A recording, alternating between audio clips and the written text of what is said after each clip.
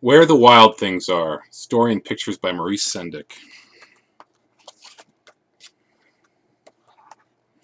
The night Max wore his wolf suit and made mischief of one kind and another.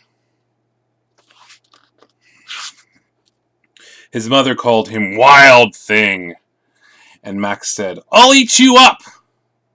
And so it was, went to bed without eating anything.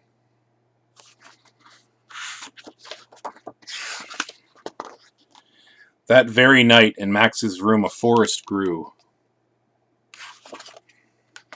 And grew. He likes the growing. And grew until his ceiling hung with vines, and the walls became the world all around. And an ocean tumbled by, with a private boat for Max, and he sailed off through night and day. The ship called Max.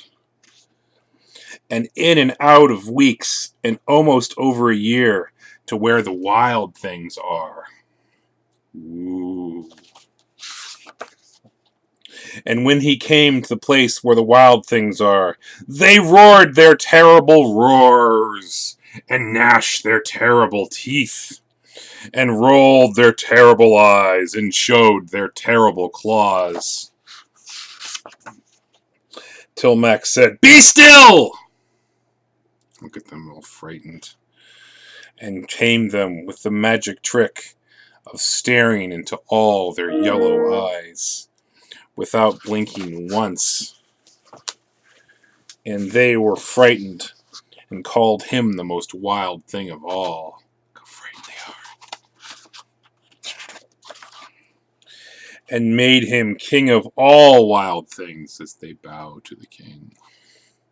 "And now," cried Max, "let the wild rumpus start!" They're so excited, rumpus.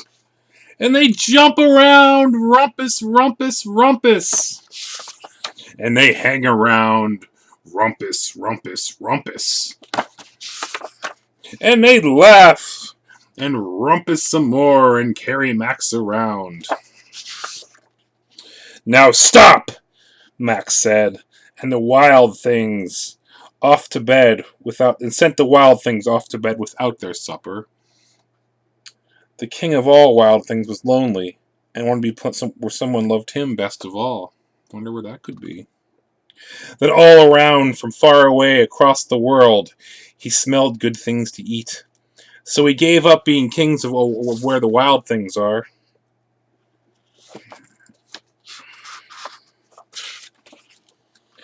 But the wild thing said, "Oh, please don't go. We'll eat you up. We love you so."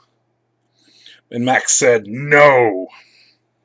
The wild things roared their terrible roars, and gnashed their terrible teeth, and rolled their terrible eyes, and showed their terrible claws. But Max stepped into his private boat and waved goodbye, and sailed back over a year, and in and out of weeks, and through a day, and into the night of his very own room, where he found his supper still waiting for him. And it was still hot. I love you, Maurice.